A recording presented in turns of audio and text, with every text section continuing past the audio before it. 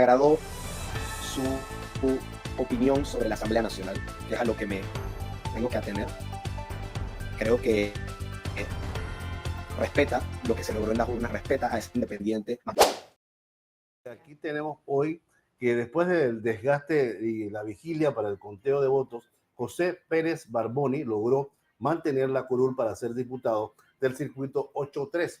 Hoy comparte con nosotros su experiencia y quién estaba detrás de su puesto. Aquí tenemos al señor Barboni. ¿Cómo estás? Todo muy bien, gracias por la invitación al programa. Estoy muy contento pues, de estar aquí ya como diputado electo para el circuito 8-3, un circuito de más de 9 corregimientos que, como bien mencionan, el 5 de mayo salió a las urnas y decidió darle caras nuevas a estas 5 curules, decidió darle juventud con capacidad de gestión, que creo que es lo que mi candidatura trató de representar a lo largo de 3 meses de campaña. Y en efecto, todo parecía normal y uno pensaría, quizás con su inexperiencia política, que uno gana las elecciones en las urnas, pero también hay que defenderla en la Junta de Escrutinio. Claro. Y eso creo que lo aprendí en una primera elección, en una primera oportunidad que tuve de competir, pero gracias no solamente a mi presencia, sino a la de muchos simpatizantes del movimiento Otro Camino, de personas que no están allegadas a partidos políticos, de inclusive candidaturas independientes, simpatizantes independientes, que defendiendo la democracia realmente podemos mantener estos cambios aún de sufragio, ¿no? José, eso que dices me llama mucho la atención porque, como bien lo dices, con la inexperiencia política, por ahí con el primer resultado tú decías, bueno, ya perdí, me voy a mi casa. ¿Qué fue lo que pasó? ¿Quién fue esa persona que te dijo, oye, no, espérate, aquí hay algo raro? ¿O qué fue lo que te olió para que tú estuvieras 4 días vigilando y fiscalizando esos votos para obtener entonces hoy el puesto de diputado? Bueno, yo creo que después del domingo, la primera tarea que le habíamos asignado a todos esos voluntarios que donaron su tiempo para cuidar los votos en el momento que se estaban contando en los centros de votación, era que se mantuviesen en estos centros, fiscalizando que las papeletas en efecto cumplían con lo que se había dictaminado, que los ganchos estaban bien colocados, que no nos estaban anulando votos. Pero yo también, por quizás un poco de malicia, me acerqué a la Junta de Escrutinio y lo que vi esa noche del domingo fue que fluía con bastante normalidad. Y me fui a dormir tranquilo, me fui a dormir bastante. Para el día siguiente recibí, bueno, 2 llamadas, una de miembros de la coalición Vamos, otra de, ¿no?, donde vos me decían, si te vayas para la escrutinio, la cantidad de otro dato del partido de turno, el PR está tratando de ver con talento. Puntuante Héctor Brandt. Totalmente momento Héctor Brandt, por bases sólidas, pero sí había una turba de 150 personas que iba identificada con gorras y camisetas de este candidato. Es una práctica común de este partido y de otros partidos más tradicionales tener ese, digamos, esa práctica armada, esa funcionalidad. Esa presión. Esa presión, eso es lo que se... Porque eso sucedió en varios recintos de votación. Lo que a nosotros nos preocupaba principalmente era la integridad física del centro, que no se vulnerara en ningún momento tampoco el flujo de actas que iban ingresando y saliendo, porque nosotros necesitábamos entender que eso estaba herméticamente cerrado y que los miembros de mesa tampoco habían recibido ningún tipo de amenazas ni amedrantamiento por parte de candidatos en la parte externa. En ese recinto estaba muy regulado quién podía ingresar, pero claramente la situación afuera se volvió tan tensa que terminó inclusive con antimotines. Y eso es algo que yo por lo menos no pude experimentar en la parte exterior porque yo estaba adentro, sentado, viendo el proceso acta a acta. Entonces, sí recibí, por supuesto, los videos, los comentarios. En un momento salí y sí estaba bastante tenso el intercambio de palabras entre, de vuelta, los simpatizantes de Otro Camino, independientes, ciudadanos, sociedad civil que se acercó, y entonces lo que eran los simpatizantes del candidato Brandt. Él hizo un llamado posteriormente a la calma, pero definitivamente 150 personas no aparecen por amor a la democracia y amor al escrutinio público. Entonces, eso generó una alarma y lo que definitivamente le puso la cereza al pastel fue el intento de un receso de 13 horas en el conteo de actas o en la vociferación. Ahí, como ya el movimiento Otro Camino había visto las situaciones en Penonomé, en Santiago, lo que estaba empezando a suceder en el 8-4, donde era, como nosotros determinamos, un comando ataque de lo que es tratar de quitarle las 4 curules a Moca, generó muchísima paranoia, porque hay que utilizar la palabra. Paranoia fue lo que reinaba en ese momento en el movimiento Otro Camino, sobre todo cuando ya veíamos que se metían con candidaturas o posiciones más sólidas como la mía, porque las 2 primeras situaciones, las de Penonomé y las del 8-4, eran contra residuos, y entendemos que el residuo es el que puede fluctuar, pero yo estaba entrando por medio cociente, y el promedio que dictaminaba la tendencia era que yo estaba arriba a 3.000 votos de esta cifra. Entonces, imagínense ir toda la noche a dormir y que a la mañana siguiente te amanezcan 3.000 votos o que tú no tengas los 3.000 votos suficientes para continuar esa tendencia que ya siga volviendo poco a poco irreversible.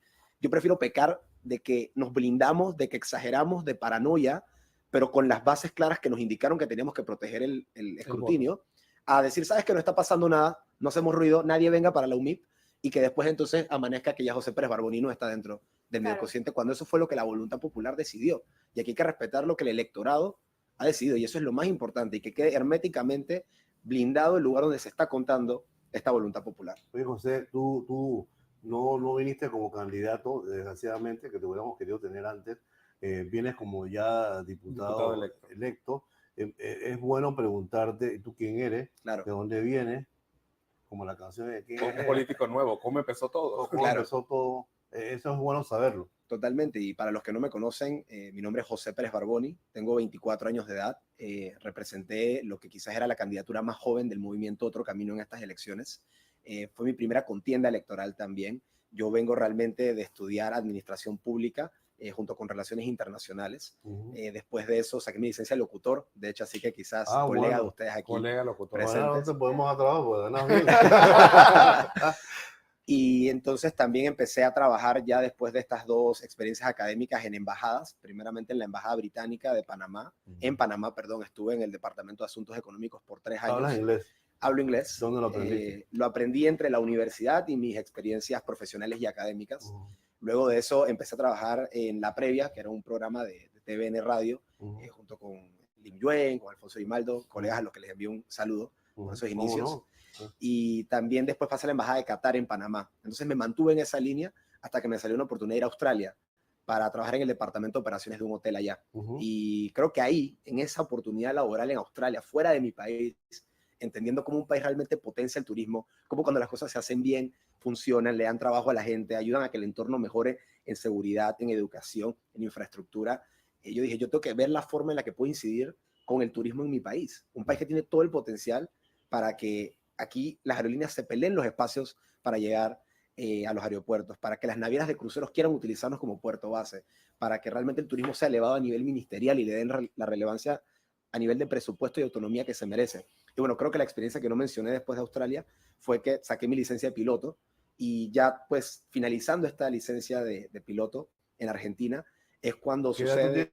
24. 24. Wow. Todo lo que he hecho en 24 años. Ya me agoté. Yo a los 24 estaba apenas en la universidad. Qué bien. No hay que saltarse los veranos. Creo que ese es el consejo que le doy a la juventud. Siempre utilizarlos para o seguir estudiando o trabajar. Y ya la recompensa viene más adelante. Uno ¿Eres ahorra. piloto privado comercial? Piloto privado de avión, así es. Y terminando esa experiencia fue que sucede, de hecho, lo del contrato minero. Yo tenía las intenciones de seguir con la preparación comercial, pero creo que eso fue la gota que derramó el vaso, lo del contrato minero, porque ahí vimos cómo una asamblea promovió, aceptó, no leyó un contrato que tenía más de 25 inconstitucionalidades. Entonces, yo no soy abogado, pero soy alguien que trabaja directamente con el dinero, con la administración pública, y entiendo que tú no puedes jugar con la administración pública de un país y pagarle $7,000, que si no se los había dicho nadie es lo que gana un diputado, alguien que no lee un contrato, es lo más grosero que podemos tener en un parlamento de 71 personas que deben representar la voluntad popular de todo un país. A tu gusto, ¿qué serían las primeras cosas? Y no es que con eso vas a decir que exactamente es lo que quiere esa bancada nueva de ustedes, esa política nueva que ha surgido a partir de la fiesta política del domingo. ¿Qué tú piensas que deben ser más o menos las primeras acciones de la bancada independiente y de Moca en el ejercicio del Parlamento, del diputado? Primeramente voy a hablar a nivel general y luego me gustaría hablar de lo que espera José Pérez Barboni desde su curul, también a nivel personal. Yo creo que el tema de transparencia y anticorrupción es vital. No podemos pretender tener una asamblea que funcione si no reformamos el reglamento interno de la misma. Necesitamos retomar ese proyecto que fue engavetado, originalmente propuesto por un Juan Diego Vázquez en sus primeros meses de gestión. Y yo creo que todos estamos en la misma página, llámese Moca, llámese Vamos, llámese Independientes de otras líneas, que esto es lo primero que tenemos que atender. Si el reglamento interno no es una prioridad, entonces no estamos empezando en orden como se deben atender las propuestas y las ideas de anticorrupción y transparencia. Ley de imprescriptibilidad también tiene que ser una situación inmediata que tenemos que empezar a trabajar. El tema de la corrupción no puede quedar impune en Panamá. Yo creo que ya el país no aguanta más despilfarro, no aguanta más saqueo. Viene un presidente que, si bien viene auspiciado por otro que hizo muchas obras con un superávit económico, con mucho dinero en sus arcas del Estado, no es la misma realidad que va a tener ahora. Claro. Y tenemos que buscar la forma de que haya un contrapeso adecuado para no despilfarrar. A nivel de José Pérez Barboni, creo que el tema de turismo va a ser siempre una prioridad desde el día Sí, creo uno. que es tu tema, ¿no? Y es Sí, bueno sí, que un político tenga un tema alrededor del cual trabajar. Sí, claro, y yo respeto mucho a los que se han abanderado con el tema de educación, respeto mucho a los que se abanderan con el tema de salud, por ejemplo, que tengo propuestas de ambos temas en mi portafolio, pero como bien mencionas, hay que abanderarse con uno que uno siente que conoce más, que puede tener el conocimiento técnico, que te apasiona también para entonces tener Es esas que ese ganas de enfoque te da promover. resultados, porque al Claro. final puedes Te estar enfocas en midiendo algo hasta Sí. que Sí, se culmine esa logras parte. al Correcto. final el primer año, segundo año, es decir, cuando vienes a ver, tienes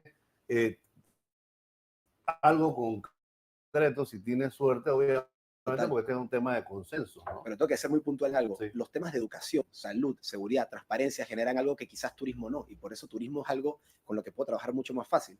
Educación y esos temas son muy controversiales. Son de los famosos proyectos o anteproyectos de ley que terminan engavetados y que terminamos perdiendo diría yo, el hoyo negro de la Asamblea de la Al principio Hemeroteca de tu Nacional. discurso, de tu conversación, decías que el turismo generaba precisamente eso. Sí. Educación, comportamientos, generación de empleo. O sea, tú no puedes pedir a una persona que se eduque si malamente no gana dinero o mal come.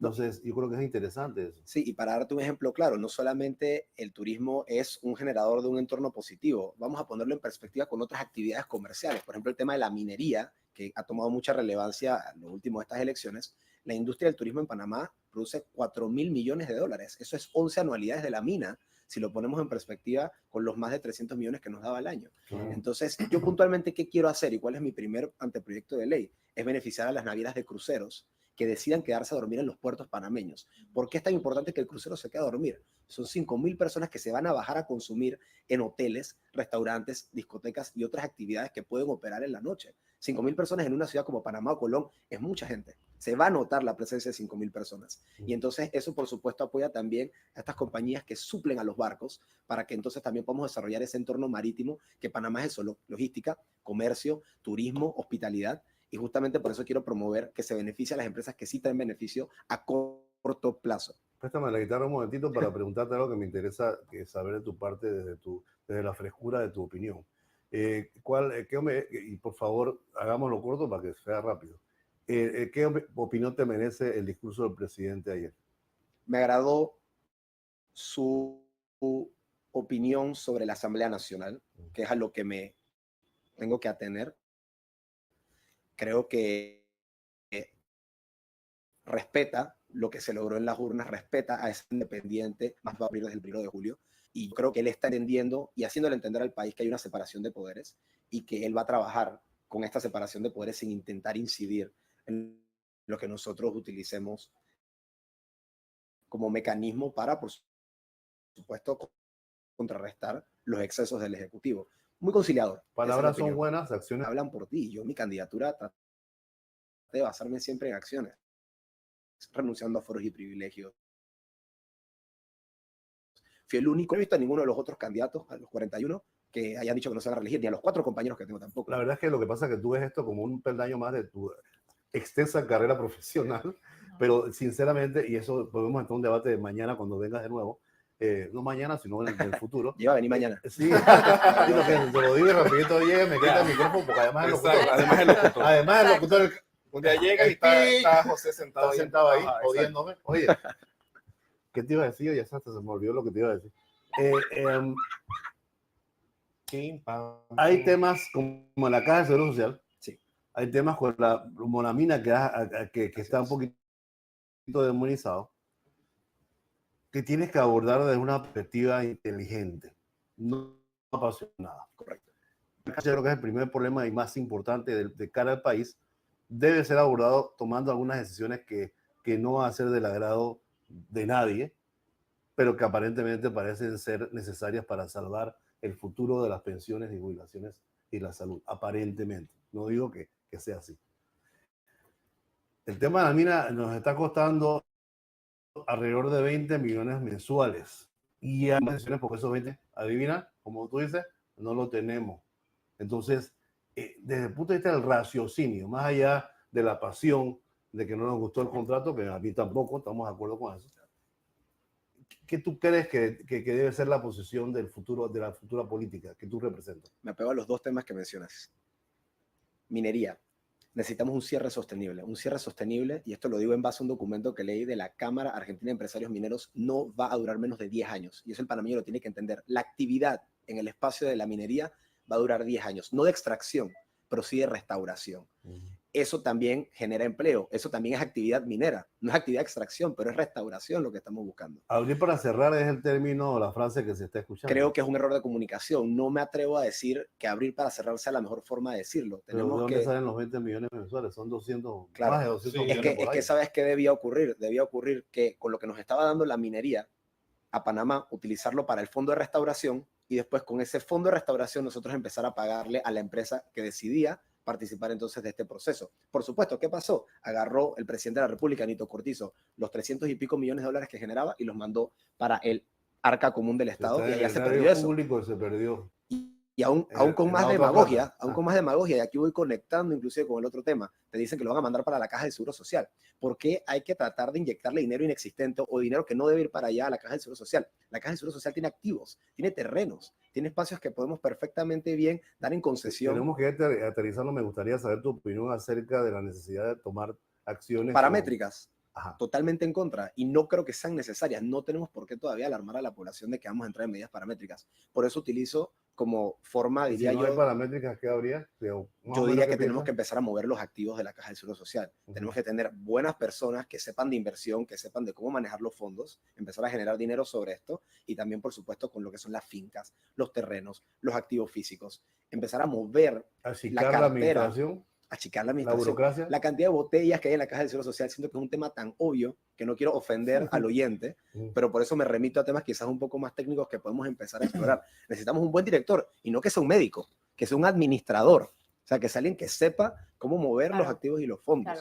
O sea, hay muchos temas que podemos hablar sobre la Caja del Seguro Social, pero mis dos soluciones puntuales tienen que ir por esa línea. En lo que realmente vemos después, que convenga, si reformar el sistema, si volver al solidario, o si quedarnos con el IBM como lo conocemos, son debates que esos muertos hay que abrirlos para poder tomar decisión, pero puntualmente tu opinión me parece muy intelectual, muy centrada. En contra de las medidas paramétricas, yo totalmente no creo que sea lo que tenemos que considerar todavía, y en la minería hay que tener un cierre sostenible. Es mentira, y esto sí se lo digo a todo el mundo, el que promueve que dejen eso así como está haciéndole más daño a ese espacio que el que realmente tiene como prioridad un cierre sostenible. Muy bien, muy bien. Son las 8:27. Agradecemos tu participación, mi querido Barboni. Y no Bad Bunny, Barboni. En Chitrecia es Bad Bunny. Como eres un radiodifusor y eres colega nuestro, aquí se está un poquito en video y un poquito en audio. Okay.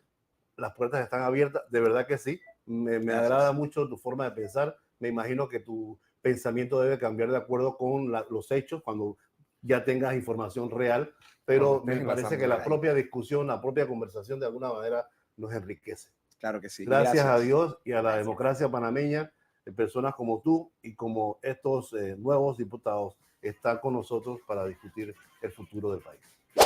Escúchanos por la 93.3 FM. O míranos en vivo por YouTube desde las 6 de la mañana de lunes a viernes. Aquí vamos por Shock Multimedia.